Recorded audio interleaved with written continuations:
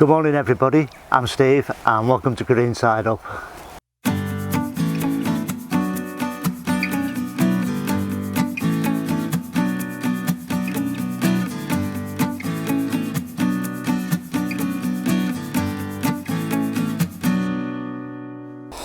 I've brought some more plants down from the greenhouse at home. Most of these are Tithonias. Now at the start of the month these were seedlings, a little more than 1.5 inches tall in the seed tray, and they were potted on at the start of the month, and this is the growth we've got, which is quite phenomenal. I mean, if I sort of sit down here you can see the height and amount of these supermarket trays. Yeah, they're big, really big, and allegedly they will go up to about 8 foot, so I've read. I think probably 6 foot, maybe 5 or 6 foot here, but we'll see. We're hopeful.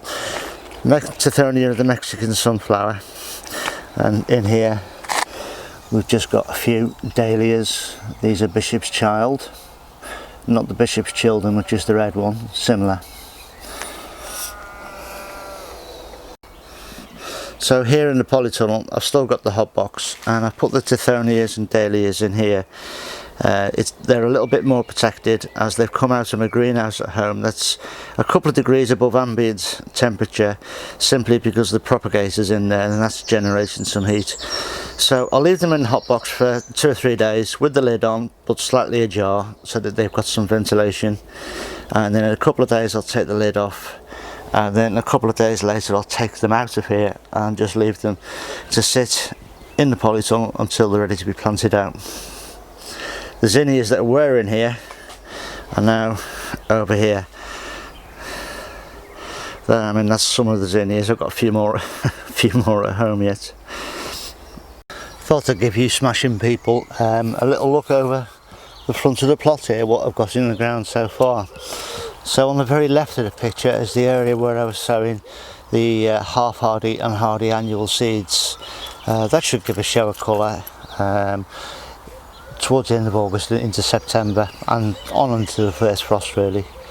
Next bed over, we've got 3 rows of celeriac there at the far end, some leek, that's Autumn Giant I think that variety is, multi-sowing in modules. I'll fill the rest of that bed later this week with some cabbages. Next 2 beds up, under the hoops we have a roughly equal mix of calabrese and broccoli. I'll be netting those either today or tomorrow, keep the pigeons off. The next bed up there's a couple of courgettes, followed by some radish, then some turnip. At the very far end there's some, I think it's golden beetroot down there, but that's the second sowing of beetroot in there. The radish is the second sowing as well. Next bed up is the onion bed, and we have Ishikura bunching onions or spring onions there, then some Bedfordshire champions, shallots, Chinese green onions, and what's at the right at the end? Barren red onion. And the next bed up I've got the second sowing of the Ishikura spring onions, 5 varieties of lettuce, and a bolt hardy beetroot at the very end. In the carrot bed I've got I think 5 different types of carrots growing in there. I know I've got burlicum, and I've got a deep purple in there. I can't think what the others are now. There's some Autumn King, nonce I think, and possibly a Chantenay, not entirely sure. And the bed above it I have some greyhound cabbage at the far end and cauliflowers at this end. Just netted at the minute, stop the pigeons.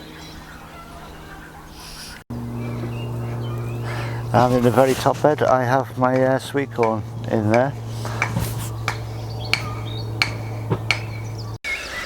On the other side of the path from the no dig beds we have here my garlic. Inside the pallet collars are the elephant garlic, and just to the right of that is just normal garlic. Mixed amongst the elephant garlic, a friend of mine from 2 plots up from here gave me some garlic they brought back from Italy, so I'm trying that as well this year. Above the garlic we have the potatoes. Right, on the left hand side of the picture, half of them potatoes, they're all King Edwards. The other half on the topmost part are the Charlottes. They're all earthed up, they're all doing really well, so I'm quite happy with that. They're looking very healthy. And then we move up to the containers. Now the containers at the back are 30 litre containers with the handles, extra holes buried in the bottom. I drilled them, made them a lot bigger. They're buried in the ground to allow the roots to get out, to seek out extra moisture and nutrients. As I say, 30 litre containers filled with compost. There's sarpomeras in there. These other containers are a right royal mix of whatever I can get my hands on, whatever was being chucked away or given away or not used by somebody, and now full of potatoes.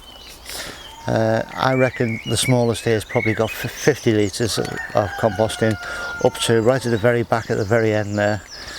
They're half barrels and probably 100 litres in them.